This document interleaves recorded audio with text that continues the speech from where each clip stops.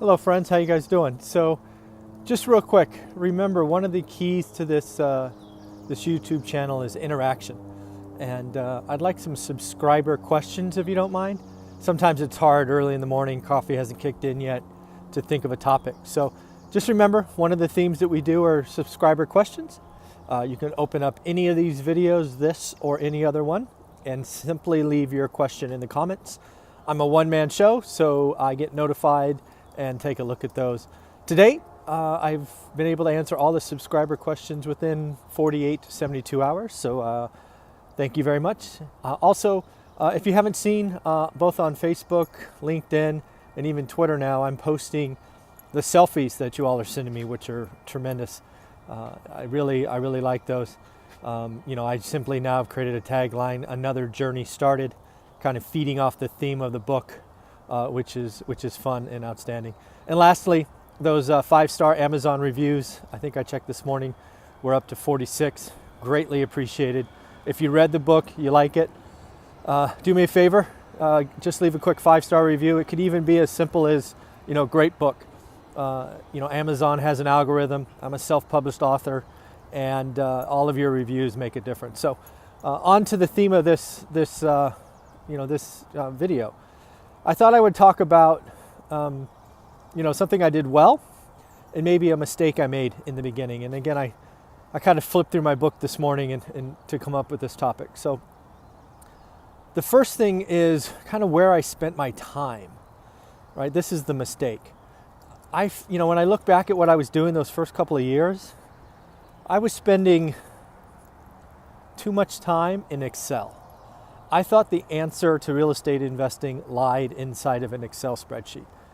This is probably because that was where I was most comfortable. I have an education that's kind of math-oriented, accounting-oriented, and I just figured that Excel held the magic. I just had to unwrap the riddle, and I would suddenly be golden. Unfortunately, real estate is not an Excel-based or spreadsheet-based business. It's a people business, and I spent certainly too much time those first couple of years, and probably still too much time if you average over the first 10 years. After 10 years, I did adopt a very simple spreadsheet. I share it in the course I'm creating, but it is meant to be a simple business. That said, I should have spent a lot more time with people, right? Networking. I should have grown my network. If I would have spent the time, growing my network a lot more those first couple of years, I certainly would be in better shape today. In real estate, because it is a people business, you'd be amazed at how big your network is and where deal flow comes from, and that's pretty important. So if you want to flip the script and talk about something I did well, and again, it's often hard for me to sort of pat myself on the back for things. It's not generally, I don't do that well, but one thing I did well, and I say this because I find it's hard for some others, is I looked at a lot of properties. Now, I was 2.5 hours away, so a lot of this looking wasn't physical.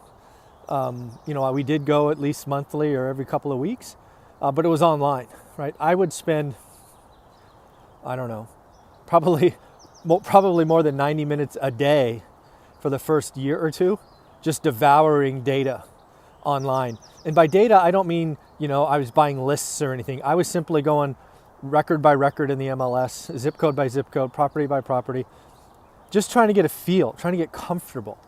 And what that did for me, and I didn't know this, but looking back, is I was quickly able to kind of understand value.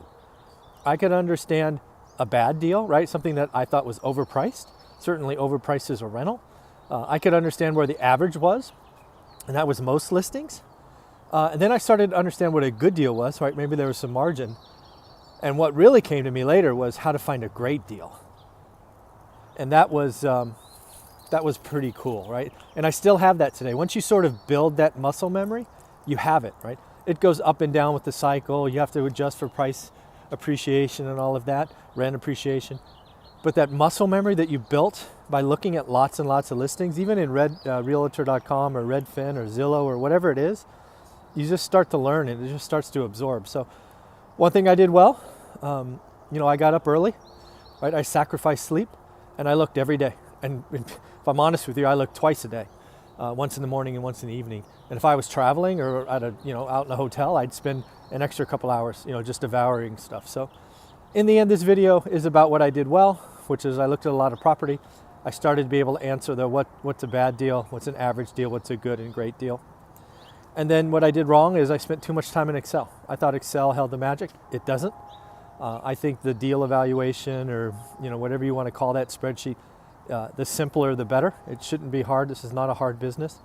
And if your spreadsheet is wacky, crazy, like several of mine were in the beginning, we need to rethink that. So in the end, that's my thoughts for the morning. Remember, please leave subscriber questions. This channel is a team sport, if you will, and I need your help.